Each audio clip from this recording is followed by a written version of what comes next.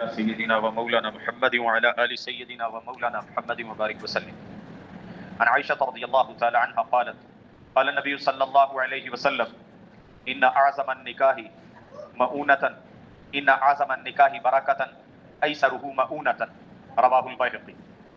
حضرت سیدہ عائشہ رضی اللہ تعالیٰ عنہ بیان کرتی ہیں کہ رسول اللہ صلی اللہ علیہ وسلم نے ارشاد فرمایا سب سے زیادہ برکتوں والا نکاح، برکت کے اعتبار سے سب سے زیادہ عظمتوں والا نکاح وہ نکاح ہے جس میں مشقتیں کم سے کم، سادگی، لمبے چوڑے معاملات نہ ہوں.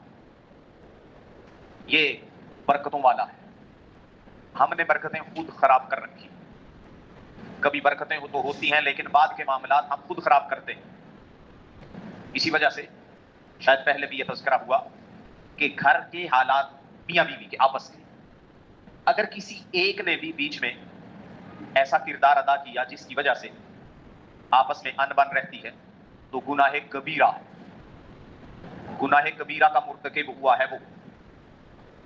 تاہم نکاح کی تقریب یہ چونکہ عبادت کی مجلس ہوتی ہے اور ہمارے ہاں عموماً اس کو عبادت سمجھا ہی نہیں جاتا، اس لیے اس کی ابتدا ہی وہ ہندوانہ رسومات سے ہوتی ہے اور ان کو اتنا ضروری سمجھا جاتا ہے کہ اس کی وجہ سے دوست احباب الگ ناراض، رشتہ دار الگ ناراض.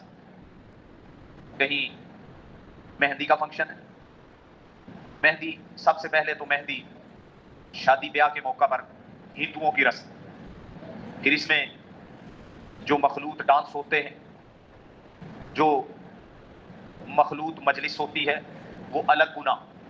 کہیں مایوں ہے، کہیں مہندی ہے، کہیں پتہ نہیں کیا کیا 4-5 دن کی لمبی شادی کر دی جاتی ہے. یہ اسلام نے تو یہ نہیں سکھایا. یہ مشقتیں تو ہم نے خود اپنے اوپر مسلط کی.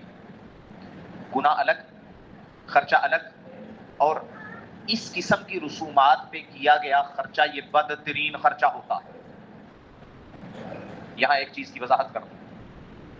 رسول اللہ صلی اللہ علیہ وسلم کا جو ارشاد ہے نا، من احیا سنتی قد امیدت عند فساد امتی فلہ اجر 100 شہید. میری ایسی سنت کو زندہ کرنا جو لوگوں میں سے ختم ہو چکی فتنہ و فساد کے زمانے میں، تو ایسی سنت کو زندہ کرنے والے کو 100 شہداء کے برابر اجر ملے گا. حضرت سہیل بن بیضاء رضی اللہ تعالی عنہ انہوں نے پوچھا اللہ کے نبی یہ شہداء انہی میں سے یا ہم میں سے 100 شہداء؟ رسول اللہ صلی اللہ علیہ وسلم نے فرمایا تم میں سے 100 شہداء. یہ یاد رکھیے، یہ